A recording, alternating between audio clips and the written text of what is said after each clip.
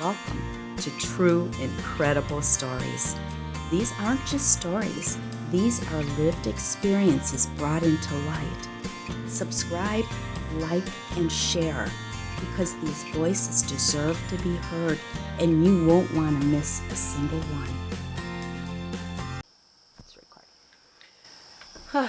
Our story started, we didn't realize it was starting, but it started right as a part of our 25th wedding anniversary. My husband and I went down to Gatlinburg, Tennessee to enjoy our 25th where we had honeymooned and had a wonderful week. Absolutely just a blessing. And then on the 25th, which is a Wednesday, we were to fly back home through Asheville, North Carolina. And we got there thinking nothing of it, and we knew that there were some rainstorms to the south on the news, but nothing had, really felt like it had impacted much up until that point coming from Tennessee. And then we sat there for hours and eventually couldn't get out. And they had basically mentioned that the storm was coming up. It had already hit our connecting location in Atlanta. And while we had sat at the airport for several hours, it did start to rain. But, again, we were thinking a rainstorm, nothing too much. So we quickly ran to try to figure things out and know what to do. We couldn't fly out, and we were trying to figure out what the next best idea was. And we had just recently purchased a condo that we had not really officially moved into in a local town about an hour and 15 minutes away, or and a half away, outside of Burnsville, North Carolina. And without having a place to go, we thought, well, let's go ahead and head there. At least it's ours. It doesn't cost us anything. And so we headed that direction. But before we did, on the way there, the rain started to come down and was noticeable as we were leaving Asheville. That drive was quite a lot of flooding and things on the highway, which were interesting because it was coming down pretty fast. But still, we had not been thinking too much of it. We stopped at the grocery store on the way there and just grabbed something to have, but not actual groceries, thinking that we were going to need anything much more. And we headed there. The next day, we woke up and we decided we were going to, things were fine. We're just going to work a couple of days from the condo and try to fly out after the storm.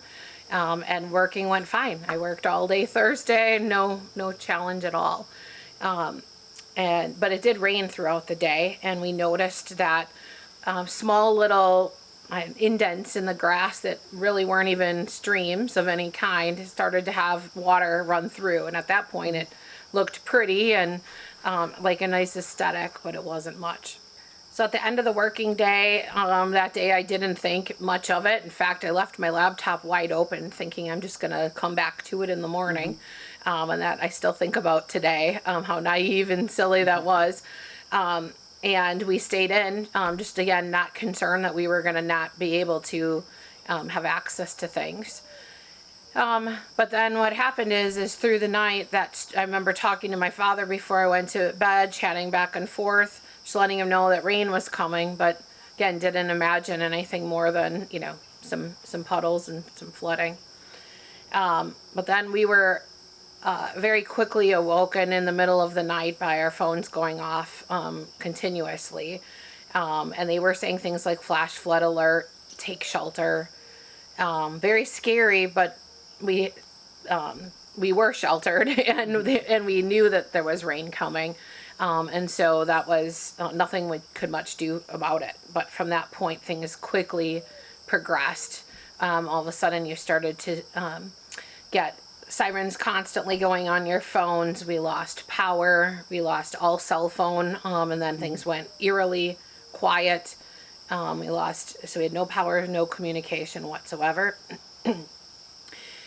And things were dark, pitch dark. So you could hear the wind, you could hear the storm, but you couldn't really see what was happening outside.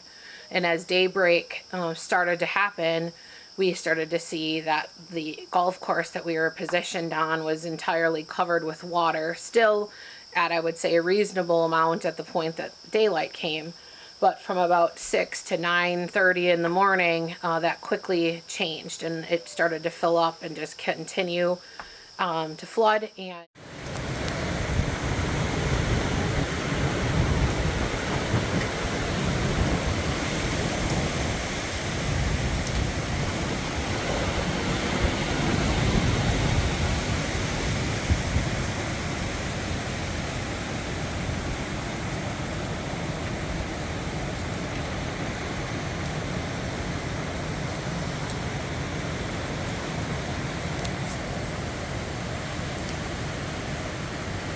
And the water started to move at very, very rapid paces, to the point we started to see first large objects like sticks and debris, but then eventually homes, pieces of homes.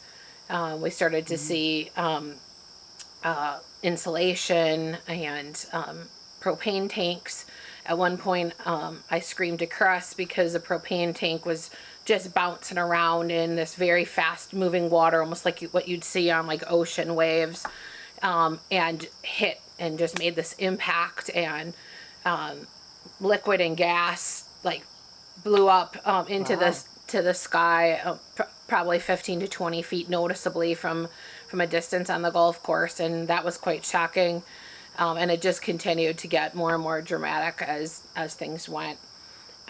And at one point, I just kept, what you can do, you watch, you walk away. I went into the bedroom, was reading my Bible, came back, and this is over several hours. At one point, when things were calmer for me, in a moment, my husband shouted out, because he looked out and saw that the parking lot area started to fill up with water, and he started to discuss how we might have to break into the condo above us and try to plan for safety, which was all new to me, so I didn't really know how to respond to that. So he had that reaction. I was trying to calm him. He ended up saying like, we need to pray, and he was praying for safety and praying for protection. And within a few short minutes of that, a very loud explosion occurred, and stopped us in our tracks. He went running and looked out the window, and basically the mountainside across the street had collapsed, and rock came across the road to fill up our parking lot of our condo. And what basically happened is the rock filled in and diverted the water from our parking lot, and really kind of protected us. So we ended up in what I would describe as like a moat. The golf course was completely flooded and moving quickly around us. The road had water pouring down it, and landslides and things were occurring. But the water was rolling all around us, and we had this gravel, large rock area that was just blocking in the parking lot of our place on one side where the ground would have been the closest. So of course we didn't know that was going to be the end, but we were happy for that diversion, and continued on through our day, several hours, until the rain stopped. And then slowly, as the rain stopped, we would peek out of our place. So with our neighbors, people just started to kind of come out and look around and wonder if it's safe to check things out. And so one of the first things we did is, I was concerned that, there was no communication, no way to report or find out, the news or what was happening in our area. And our condo is right off of a golf course. And so we, the golf course is within, the clubhouse is within a block or two. And we had, taken basically a drive over there. I said, can we go over there and see if they have a landline phone? Again, not knowing fully what had been going on around me. And we arrived up to the golf course clubhouse, and knocked on the door, and clearly there was nobody golfing, but we wondered if anybody was there. And we tried the door, and it was open, and so we started to call out and just ask if anybody was in there. And we found a mother and a small little girl huddled up in the corner together, and just asked them if they were all right, and spent time talking with them. And they were okay, but they told us stories of escaping their house with water up to their chest, pulling their daughter through. And I just asked them if they were people who believed in prayer, and asked if I could pray with them. And we just thanked God for our safety, thanked for our protection, and just kind of took an inventory of what we might have access to or not have access to between us, of like supply wise, and just were thinking about starting to slowly think about those other realities. They had mentioned that, since they escaped, they had access to some food, but they didn't have a can opener, and we're like, we have a can opener, but we don't have any food. And so it was that kind of conversation.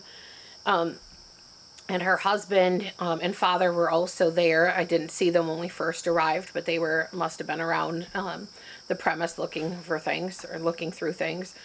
But her husband had a satellite, or what he described after talking to them for a while was access to Starlink on his new cell phone. He said, hey, there's this feature. I don't even know how to use it yet, but I'm going to try to get some messages out. And so I said to him, well, would you please try to send a message to one of my sons, and at least let them know we're alive. And he tried, and we weren't sure if anything went through. He's holding it up and running around. But again, very kind people, and were trying the best that they could to help. So eventually we parted ways with them, and we headed back, and we started to connect with our condo neighbors. And we're standing all in the parking lot, and we would watch cars come by, or really trucks, because cars weren't moving much, but there were a couple of bigger trucks that would drive on the road right outside our place, but they would only go for a short ways, and then they'd turn back around. And we hadn't tried going any more than just this short distance at this point, and they kept turning back around. And eventually one of them pulled in the parking lot and asked if we were all right, and shared that just beyond the golf course, the road is completely collapsed. There's no way to get through, and that the house there was completely washed out and gone, and they had been a hotel owner for quite some time in the community. And so really sad scenario there. And he had shared that he thought that there was also a collapse the other direction, but that was the way towards town. And so a couple of the people started to just think about, are there other options? And he said, well, I have this truck, and I might try to see if one of the service roads I can get through. And I said, well, my husband would be happy to help, in any way, or go with you. And and we were sharing about supplies, and I had shared with him too that we didn't have any food. We didn't go grocery shopping when we went to the grocery store, and we really didn't have much water either. And just kind of taking inventory of each other's stuff. And then a lot of waiting, a lot of watching cars go back and forth, and just feeling, again, eerily quiet. You can't talk to anybody, you can't tell anyone, so it's you and your prayers. And thankfully I at least had my husband, and he had me during that time.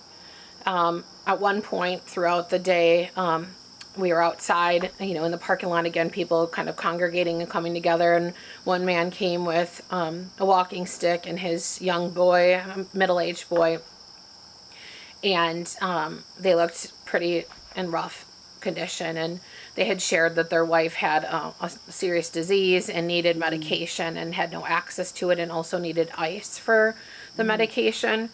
And the other neighbor to the right of us was concerned about their dog. They had no dog food, and were concerned about having that. And so the guys made a discussion that they were going to go together and try to walk and see if they could find anything open.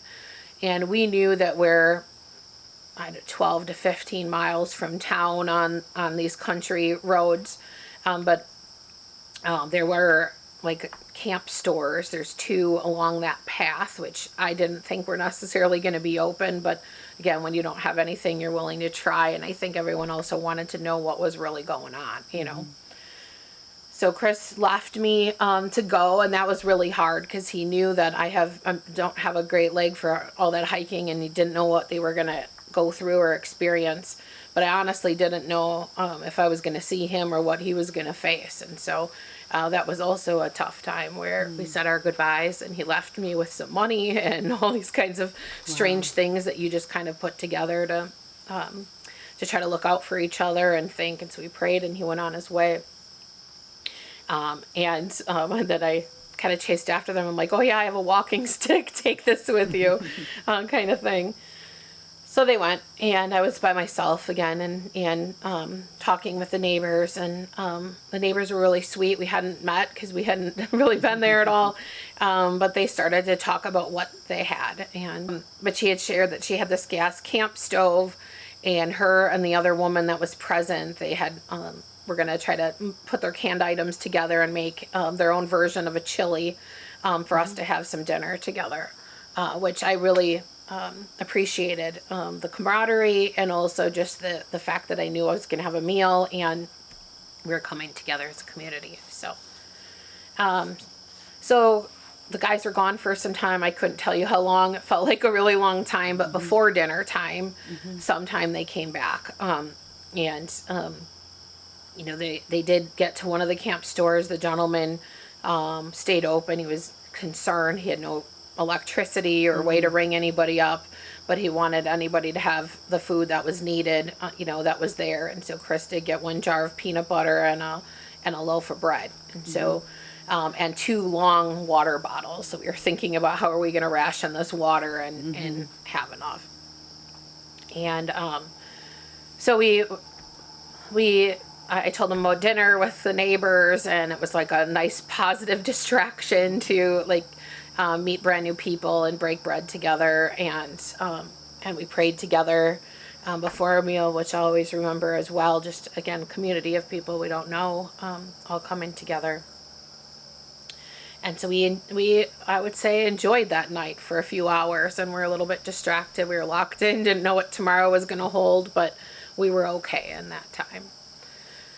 And then you know, things get dark, you go back, you go to bed, you try to distract yourself from what's going on, and of course you don't sleep well, but then you wake up to hearing trucks trying to move in front of your place, and I would run to the window every time to like hope and think that maybe somebody could continue on their way or they found a path, but they would always turn back around and come back. And so that was kind of, it felt like a little bit of a game for a while, that I just kept hoping and looking for that. On the second night, we were in our place, and it was pitch dark, and we started to hear this really loud scratching noise, like something on the concrete, and we were, I was asking Chris, what is that? We didn't really know. We started to kind of try to look down the darkness, and eventually we saw what turned out to be a neighbor in a truck with some sort of equipment. I'm not good at naming equipment. Chris could tell you. And he was followed by multiple trucks of cars or trucks shining spotlights on him to like light this guy's way.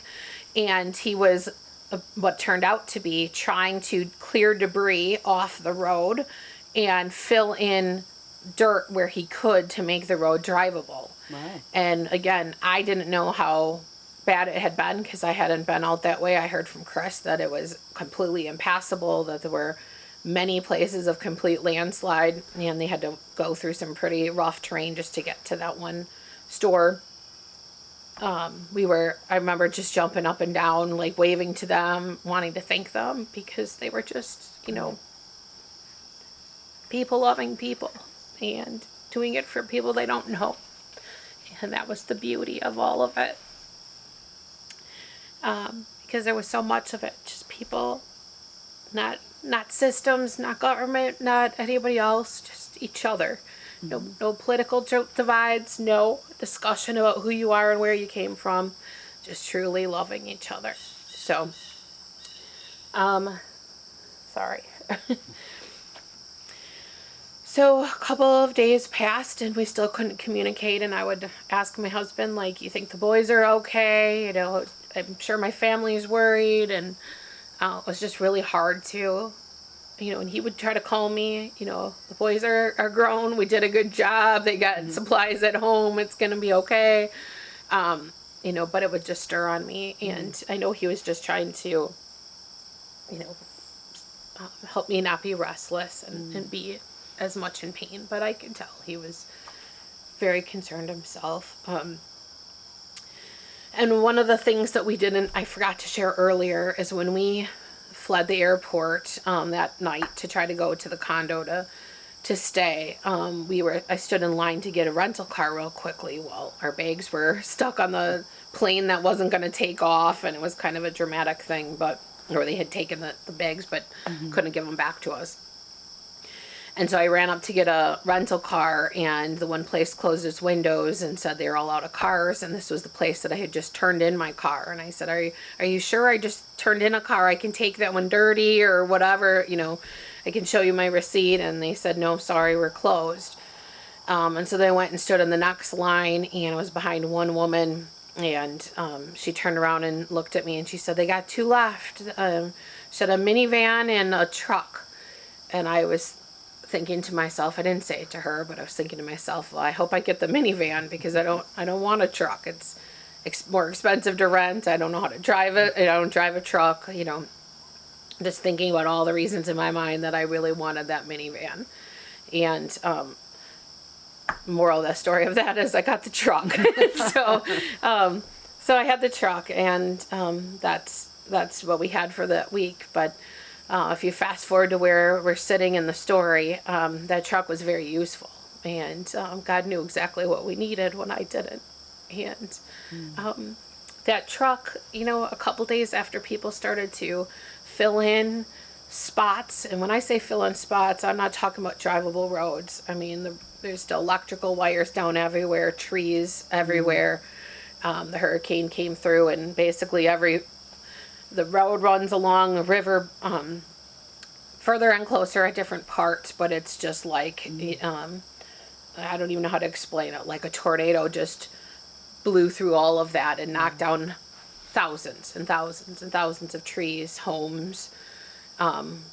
I think the last number that I saw was that over 1,500 homes just in our county were destroyed. Wow. And over 3,000 buildings, so I would assume that includes barns and things, but and this is a town of, I don't know the exact number, but less than 2,000 people, so not much that was untouched.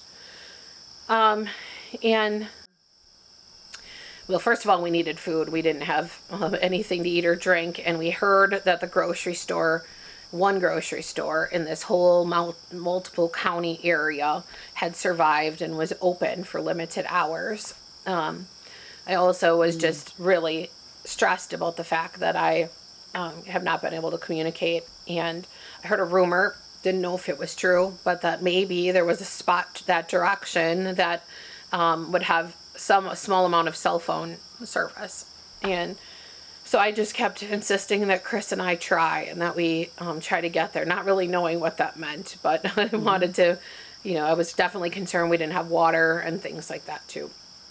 So we drove out, and that was definitely very, very traumatic, because you saw really where people were at, and as bad as it was in my corner, you know, I was spared so much, and so you saw that, and you just hurt for people. You just hurt.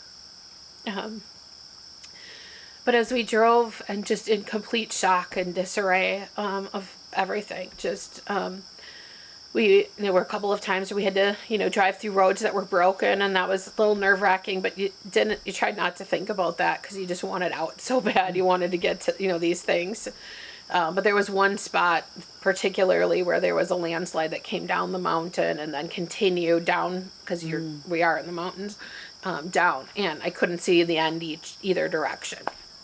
And it was all this, if you see the pictures of the hurricane, everything's this brown mud color, like this earthy color that is kind of embedded in my mind now. And with all this rain, it's mud. It's like feet of mud that were washed up over this road, and we had to try to get through. But this truck that we were provided had 4-wheel drive. Now, there were multiple 4-wheel drive cars on the sides that were broken down, like from people trying. And there were neighbors lined up, these guys that, again, out of the goodness of their heart, they were trying to control traffic and give people information about the road ahead. And so they would stop you and ask, do you have 4-wheel drive? Not everybody's making it, but we'll try to guide you if we can, and just, again, being kind. It was absolutely traumatizing. The mud sounded like was ripping the bottom of the car, and we were spinning out of control both ways, and all I could see down was brown mud abyss. And but my husband stayed strong, and he just kept going and followed the guys that were there to help him, and we got through. And we got up to town, and there was no electricity anywhere, no lights, road, again, when landslides and collapsed roads everywhere. Places that were flooded out and busted out, and it looked like a combination of a hurricane and a tornado. And we got out up to the main road and got towards you have to pass some gas stations, and we just saw the lines of people trying to line up for gas. And then you had people at the front trying to tell them there is no gas, there is no power, and so you could just see the panic and the kind of wildness that was occurring from everybody just trying to get what they need or get what they think they need. And we continued on to the grocery store, and I told my husband, I said, if you could go check to see if there's a hardware, you drop me off, I'll grab some groceries. And if you could just come back, because we're in town, there's a few stores around there. I said, if you could find any place that has like a shovel, or, we were thinking about a flashlight, a candle, we didn't have any light at all, 24 hours a day, because it was getting ready to drop me off in the parking lot, and I started to walk up, and then I realized that there was a line that wrapped all the way around the grocery store parking lot. So he went and looked all around town, couldn't find anything open, which now in retrospect, the idea was actually quite humorous that I would even think there would be. But he came back, what felt like not that long, because we were in line for more than 4 hours outside in the heat in the parking lot, and just waiting to try to get what food we could. They were allowing a certain number of people in at a time. They, of course, could only take cash. There was no lights or anything in there. And obviously they weren't letting you take any perishables because they were spoiled. But anything anything else, they were allowing people. And so we stood in line, and there was a guy that I saw that was kind of bent over and he was very dirty, and I asked him if he had walked there to the store, and he told me yes, that he had walked 10 miles to get there, and he was just in line behind me, and he told me that he was trying to get some food for his daughter, and I didn't see his daughter next to him, but he had mentioned that he had her sitting outside of the line so she didn't have to stand up by the front of the building. And so when time went on, he seemed to struggle more and more and seemed to get disoriented a little bit. And at one point, I had offered him my shopping cart, and he, was getting unstable, and I just asked him if he wanted to hang on to my cart, and I handed it to him, and he did.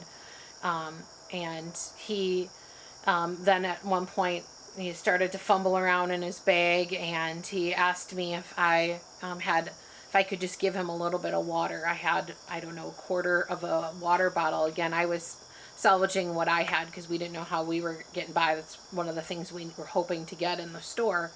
But of course I, did immediately. I poured water in for him so he could take a sip, and he toppled over in the line and was physically struggling.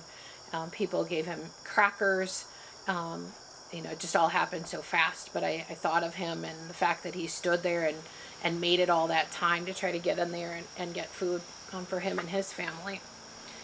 And there was also this girl who I recall who was behind me as well. And she was in line, very friendly, uplifting kind of person, but she was very concerned about getting food for her cat. They didn't have any food for this cat, and they were concerned. And she had waited quite some time, hours with me, and then all of a sudden a car showed up in the parking lot, and I was surprised by it because I didn't know she was with anybody or waiting for anyone. And these guys came out of the car and started telling her it was time to go, and things got very emotional. And she had said, I don't want to go. And they said, hey, we've checked everywhere within hours. There's absolutely no place to get cash. And in that moment, I started to piece things together that they were out looking for an ATM or some way to get cash, but there's nothing open. There's no banks. I turned to my husband to see what we could possibly do. I knew we didn't have that much cash ourselves. And before we could even do anything, some man from behind, I don't know how far back he was, he just stepped up and he said, do you need money? And she said, I was trying to buy cat food. And he handed her a $50 bill and he said, you don't leave this line. And he took care of her, and she was very, very happy. So we went through, we got our little groceries, and when I say little, I mean, you're just trying to get what you need, because, there's a lot of people outside that aren't even going to make it to the front of the line before they close, and that did happen. But then we thought about our neighbors. We have a neighbor that's a little bit more elderly, and we knew he had certain health needs, so we were trying to think about what was going to bring a smile to people's faces or what they needed in our little community as we got to know them. And we got all packed up and ready to head back in, and we realized, we're heading back in, we've got to go through that landslide again to get back. And I remember telling my husband, I know I need to go back, but I don't want to go back, Right. And so we went through that again. And when we started to arrive into the road to get there, we found saw that little gas station had opened up with some gas. And they had said, you can only get $20 a person until we're out, and it has to be cash. But again, it was just a bunch of community people working the pumps manually and trying to make it work. So we stood in line and got our $20 to try to have at least close to a tank.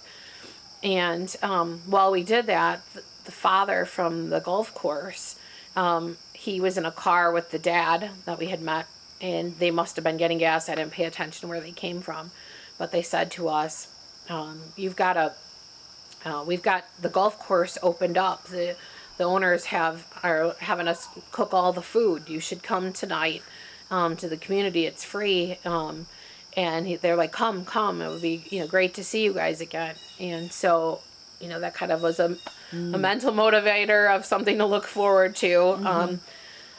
And so anyways, we got our little bit of gas and we headed back through. And we arrived back to our condo excited that we had ice for the one family and the crackers for the other, whatever. And nobody was there. Every single person, the parking lot, all the vehicles that were there for the last several days, not a single person was there at all. And all of a sudden it was like a knot in the stomach. We're alone. Where is everybody? And we kind of were concerned about that. We put everything in our space. And then we said, well, maybe they're at the golf course. Maybe they're at this meal. And so we went there. And so we sat down. We went to the golf course, and they had it all generously opened up. They had sandwich. We were kind of there towards the end, so it was pretty picked over, but a small Gatorade, some chips, and a sandwich. And it felt like an hour and a half. It was taking me so long to finish the sandwich because my stomach was just in knots. I was hungry, but it was just really hard to even eat. My nerves were shot. And was community, the fire department was there, and there was other people, and there started to be open conversation that there won't be water for at least a month.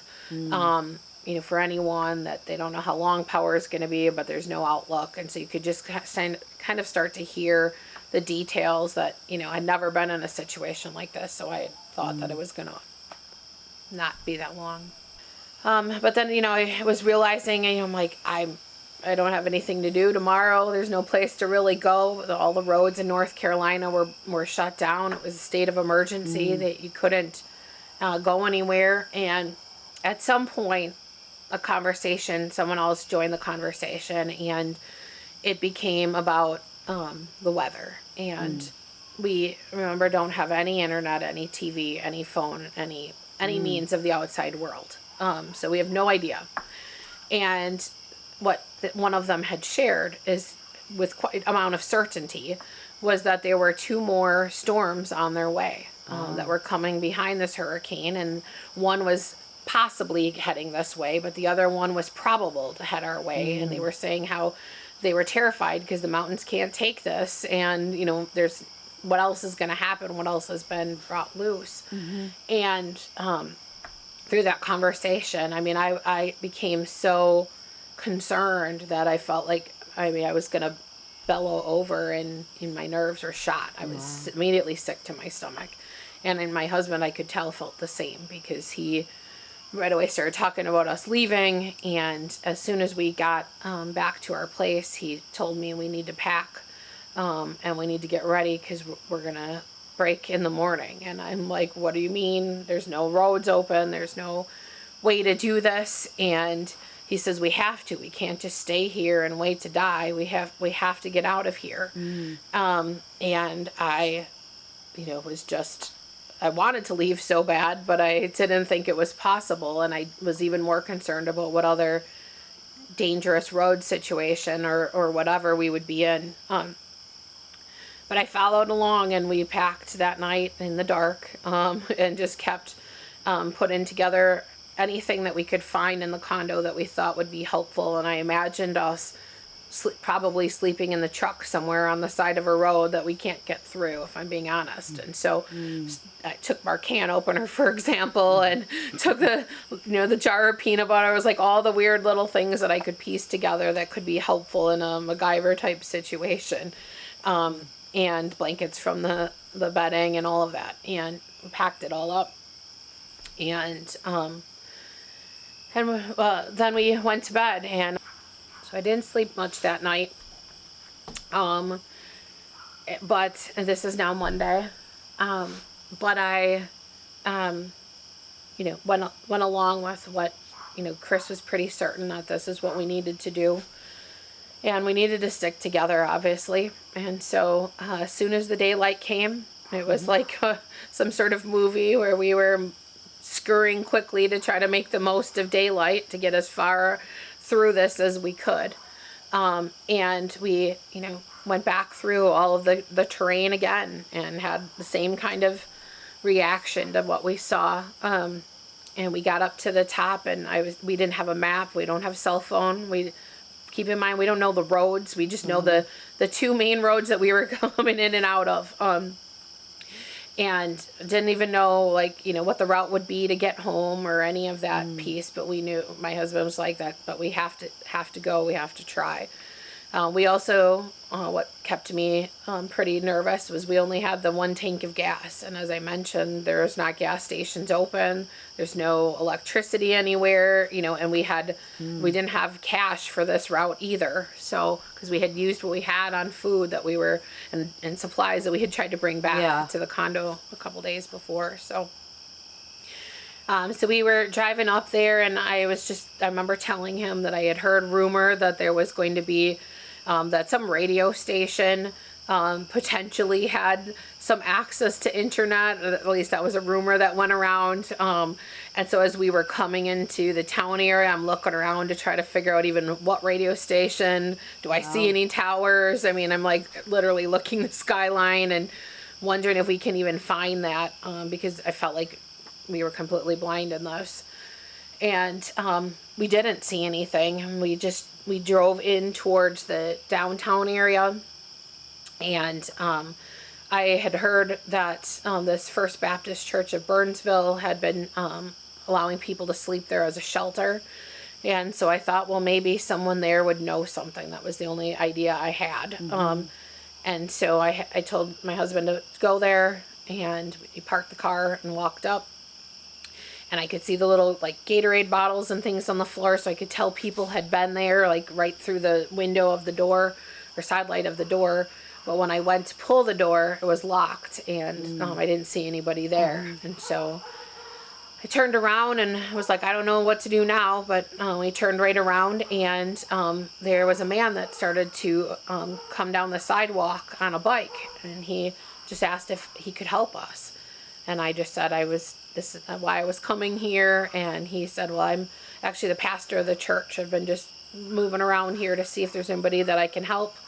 And he's just started to ask us a couple of questions. And we tried to explain that. I explained to him that I was terrified. And that was very obvious to him from the way that I was breaking down. And I told him that I, needed any sort of information that I could to try to get out, and I was nervous about all of that. And he confirmed that, things weren't going to get better for a while, and that he understood what my husband was thinking. And this kind little lady from behind, I don't even know where she came from, she all of a sudden says, I've got a map. I think I have a map in my car. And she disappeared, scurried away, and came back with a paper map. And I was just in awe of her and just thankful, and gave her a hug. And she was like, we don't know what roads, but at least we have a map. And so we're talking with him. And as we started to talk, she started to explain her situation and how she was going to need to go somewhere. And I started to sink into me. I thought to myself, she needs this map. And how can I take her map when she doesn't know where she's going either? And so I ended up sharing that, and she was trying to be insistent, but I just couldn't take her map. And so what I did is I had saved cell phone battery. I didn't really take a ton of pictures up until that point, because I was hoping to be able to call somebody at some point with the little bit of power I had. And so I turned my phone on and took pictures of the map, the best that I could. Again, I was very under distress, and so I wasn't like being very strategic, but I was snapping away, and decided that was the best thing to do, the most reasonable thing to do. And so anyways, back to the pastor and the conversation, he just, basically said he had heard some rumor, again, everything's rumor, that, we definitely couldn't go the main highways, and he was naming them. At that point, they were like speaking another language to me. I didn't even know these roads, but he insisted that maybe the best thing he had heard is that you could go down to South Carolina, and that's the opposite direction from Wisconsin. And we didn't, again, the first thing that's coming through my mind is we have one tank of gas. And I say that, and he says, well, let's pray. And so we prayed, and he, prayed for our safety, prayed for our direction. He prayed that we'd make it home, and then, gave us hugs and sent us on our way. And so we started going, and keep in mind, my husband and I kept repeating back and forth to each other the things he was saying, because we were trying to even remember the potential numbers or the right turns and the left turns. And again, they weren't explicit directions. They were, roundabout ideas. So and they were roads that we had, we're from the north. We don't really have a lot of turkey trot and, South toe language. And so it was definitely an experience for that, but very thankful for him. And so we headed down on our way, and we started to follow what we thought was the right way, and again, blindly, and it was like silence, and we were just going along hoping. And then at some point we turned off, somehow I think probably because the road was closed in Asheville, but in retrospect of what I heard was there at that time, but we somehow ended up off the road, and then we were really panicking because, again, we have no gas and we're wasting it driving around, but somehow we only spent a few minutes doing that and got right back onto the road and made the right choices. And then we started to go a little bit further, and pretty close to the South Carolina border, all of a sudden my phone started to go off, and I knew, or started to get some messages, so I started to know that there must be some service, and the hope that you feel when you like all of a sudden might have some connectivity or some tools in your hand.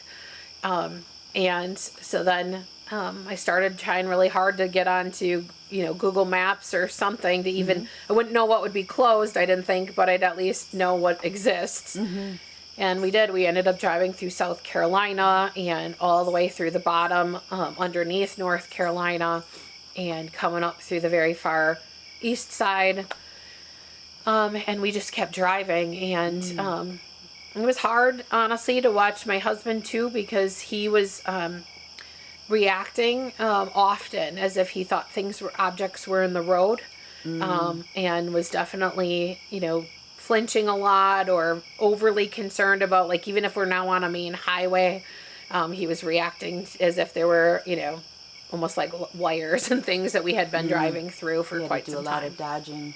Yeah, and it was definitely a thing for all of that up until this point. And so we continued on, but we were so wonderfully happy and thankful to have, I remember turning to my husband and saying, even I feel like even at this point, if we run out of gas, we're on a main highway, someone will see us and they'll be able to help us. And as wild as that sounds, that's truly where I was at. And and I won't, certain songs came on the radio that I have really strong memory for, and just, things we started to feel like we were gonna live, And so messaging family, reading those messages, just really thankful.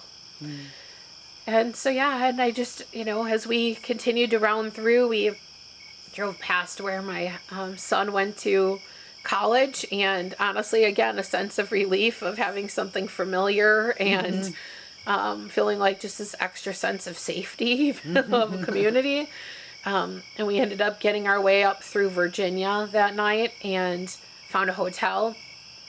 And it's be hard to understand, but it'd only been a handful of days, but you didn't know what your next moment was or if you had one. And so I remember us going for our first hot meal after driving all day, and realizing we could, and realizing we might be able to pay with debit card, and just how, like, they gave me the wrong thing and I didn't care. It was just an interesting thing. So, but at that point, things just started to come together. I could communicate with family. I could tell them where we were in the journey, and praise God, we knew we were going to live, and that for some reason God had us stay and continue on with our journey. So now it's quite a bit afterwards of guilt and why us, and why, and so we just are trying really hard to find the ways to either,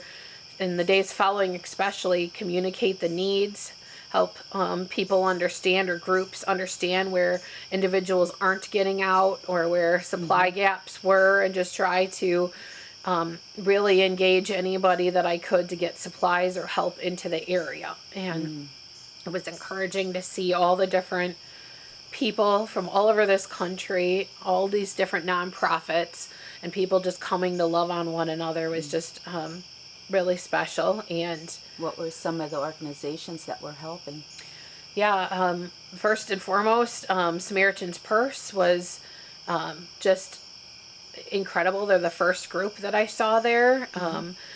They were there around the clock. They set up an entire camp in the community, and we've been back several times since, and they are still in the community today. They actually rented out a storefront and have made a permanent or a semi-permanent place. We're coming to 1 year, and they're still there. Wow. And so they will forever have my heart, the way that they were right there for all different kinds of needs. The local churches, absolutely. They came up with a program where they would adopt families, so to speak, and try to understand their needs, and the church would come together, whether that was physical or material. And so that's something beautiful that was just everywhere. Does not negate the need volume that's still there. But it's, again, the beauty of loving one another that's happening. And there's another group called Cajun 2016 that really has been continually getting involved there. I think they're a group that started from other hurricanes initially. And they've been a very big blessing. And as time changes, there's a couple other people that stand out to me. There's a precision, I think, grading is what it's called. That's from another part of North Carolina that has, it's a individual private business, and the man has not stopped doing grading or large equipment work for 360 days or something like that. Out of his own pocket or donations that are received. He has not quit one single day. Every day he's been out there this whole year. And that's just, there's thousands and thousands of people. And again, it's the community, it's the people. The people are resilient. The people are so selfless. Another thing that just stands to me is when they do go to a shelter or a place to get their needs met, they won't take everything they can. They'll take only what they think they need, and they will say, because someone else will need it more than I do. And I think that way of looking out for one another is something that our world could use a lot more of. So. But all of this being a sad story, there's a lot of victory, a lot of triumph, and it just reminds us that our days are a gift, and we have we can use those days wisely, and we can take the gifts that we've been given and help others. Okay. Yep. Well, thank you very much for sharing that very long story. It's like